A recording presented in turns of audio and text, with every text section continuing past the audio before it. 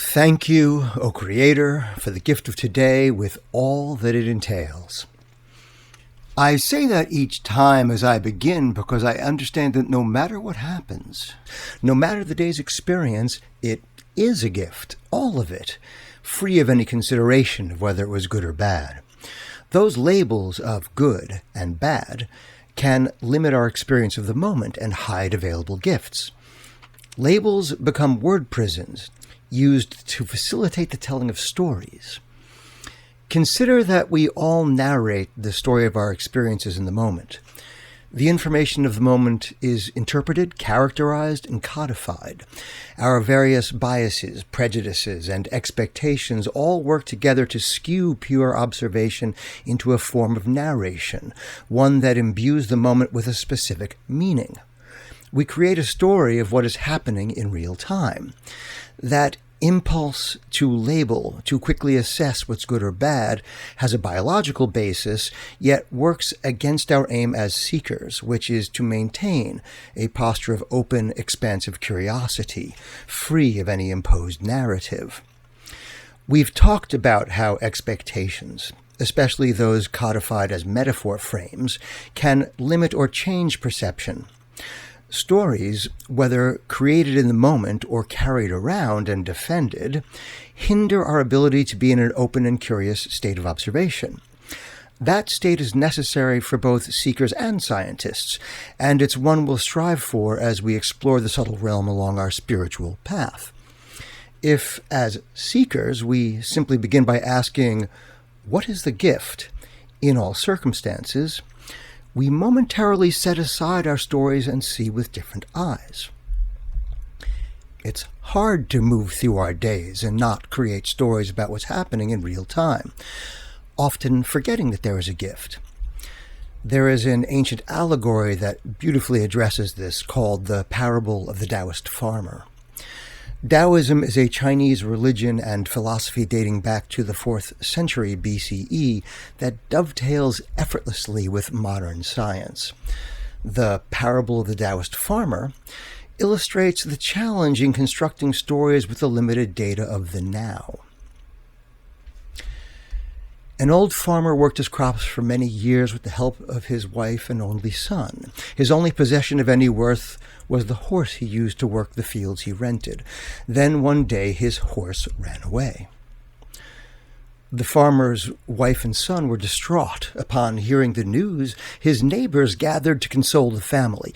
"This is terrible," they said. "Such bad luck," they offered in sympathy. "Is it bad? Or is it good?" asked the farmer. "Truly, only time can answer this." The puzzled neighbors left, muttering about his eccentricity, and bothered by his lack of appreciation for their sympathy. 2 days later, the farmer's horse returned, leading a whole herd of wild horses into the farmer's corral. The farmer's wife and son were ecstatic. The neighbors gathered again, this time in celebration. "How wonderful!" they exclaimed. "You are the richest man in the village." "Is this good? Or is this bad?" the farmer mused. "We shall see in time." The neighbors again left, puzzled by the farmer's reaction to such good fortune and commenting on his lack of gratitude. The following day, the farmer's son tried to ride one of the untamed horses, was thrown, and broke his leg. This greatly upset the farmer's wife, who sobbed openly. The neighbors again came to offer their sympathy. "How awful this is," they exclaimed. "Such a great misfortune." "Is this bad or is this good?" the farmer pondered. "Truly, I just don't know," he said. "That is for time to decide." The neighbors left the farmer, commenting amongst themselves just how callous he was regarding this serious injury to his son. The following day, military officials came to the village and conscripted all of the village's young men into a battle from which none would return. Seeing that the son's leg was broken, they passed him by. The neighbors congratulated the farmer on how well things had turned out after all. "We shall see," said the farmer. This parable illustrates the challenge of accurately telling the story of the now, especially since the reactions of those around us, born of their own stories, may influence or mislead either actively or passively. It includes a reminder not to allow others to become the interpreters of our reality. I witnessed the root dynamic of this parable years ago when a work friend and fellow freelancer broke his leg just before a twice-yearly and highly lucrative 9-day period of work that we both looked forward to. It was a huge financial blow for this young freelancer, and with nothing else to do, he learned video editing, transitioning rather quickly to being an editor for the same company, earning better wages, finding expanded work opportunities, and creating a better life. Now, could any of us pause, take stock of our situation, and consider that maybe we should break a limb or seek disease to provide the energy of transition towards something better? Likely not.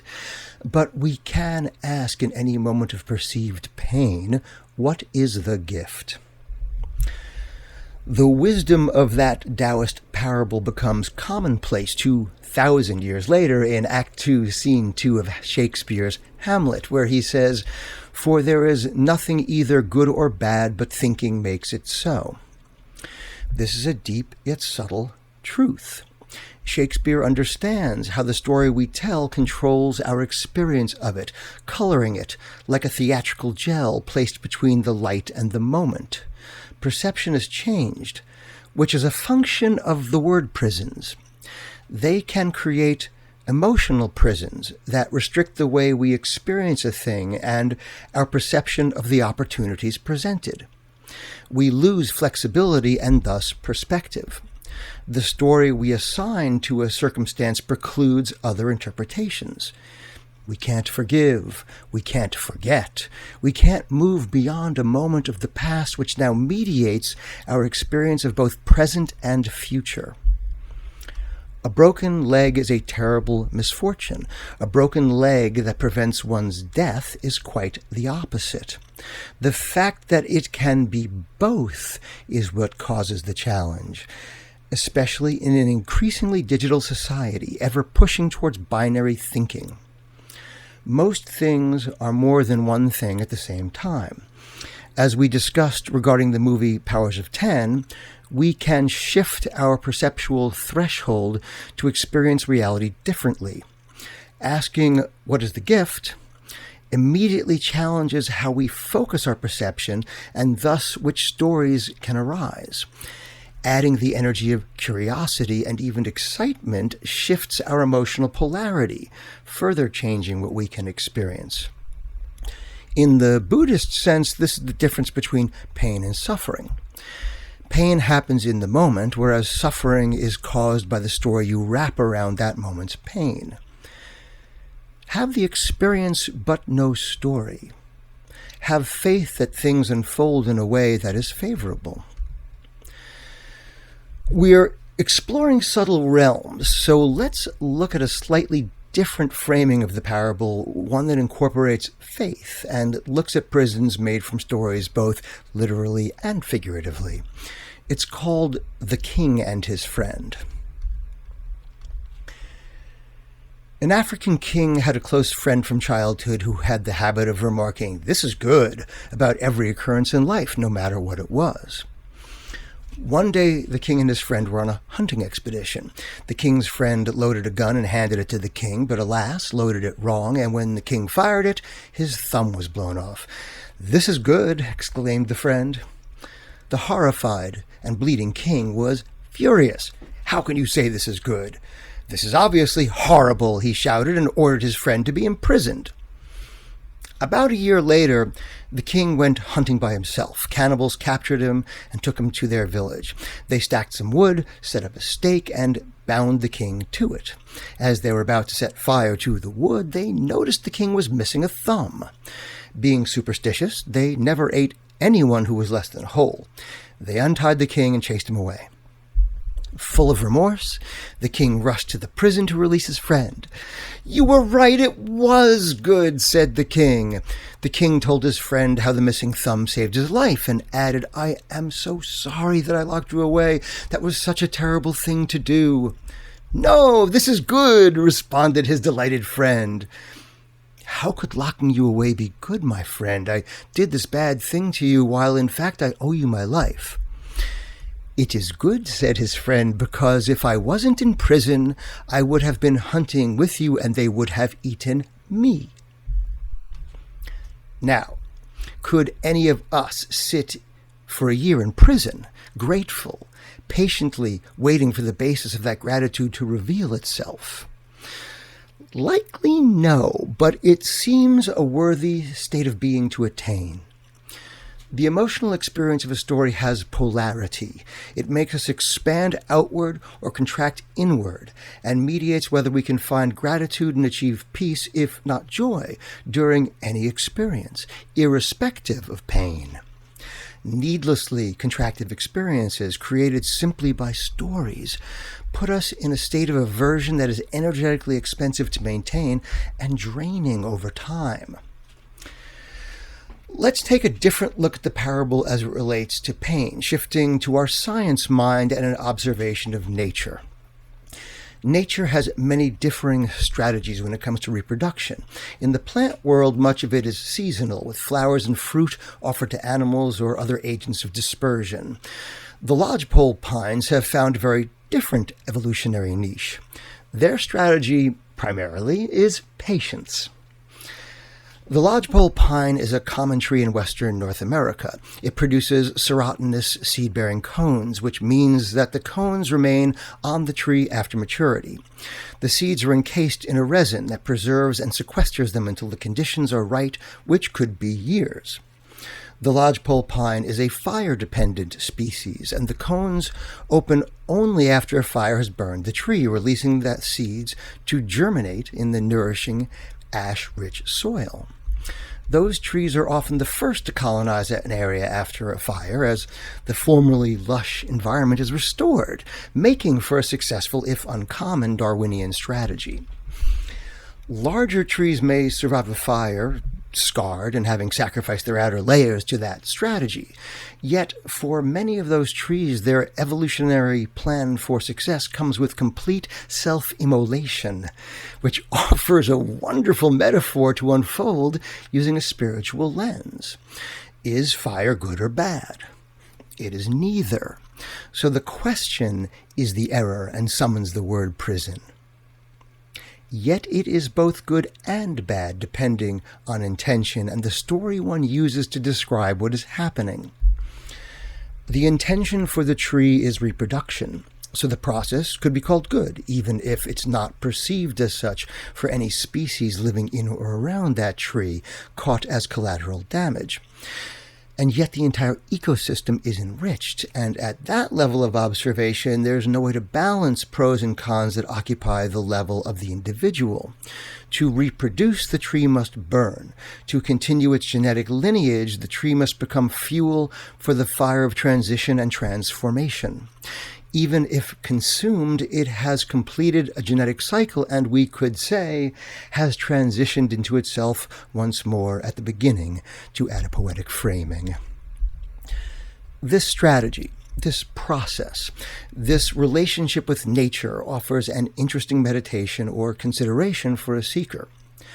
Relative to intention and process, do you have the capacity to sit calmly at the center of your own burning, sacrificing with purpose the thing you have grown into, in our case, the ego, to create better conditions for a version of self reawakened and returned to original potential? In our daily experience, truth is too often altered or obscured by stories. The methods and practice of science added in service to our pursuit of the divine can offer an understanding of truth that is objective, measurable, and repeatable, and not just a story. As we seek the divine, we must remain open and neutral. You cannot fill a cup that is already full, says ancient Zen wisdom. Become like the lodgepole pines. Let go of stories and sit comfortably in the burning of your own transition, my friends. Be nourished by that energy. This is the essence of faith if you believe in a creator motivated by love, harmony, and beauty. The world created in that context is friendly, not hostile, unfolding in a way that is supportive, even if perceived as uncomfortable. Our faith is informed by a belief that things are structured to work out in the end. As we continue on this path, remember that one of our intentions is to set a baseline posture of malleability and not lock ourselves rigidly into narratives. Let us calmly, openly, and curiously walk our paths. Remember that while stories can impose limitation, individuals who use stories with skill, whether artist or philosopher or scientist, can reveal hidden worlds. This is why it is so powerful when the skills of the seeker, the artist, and the scientist are used harmoniously with an intention of seeking the gift. Let us close with the invocation. Thank you, Creator, for all that is possible and your abundant gifts. Thank you, Nature, for the forces that formed us and shape our reality. Thank you, Science, for the path and the tools we use to explore and understand both nature and the divine. Thank you, friends and fellow humans, for choosing to walk this path. Honor the Creator, honor the creation.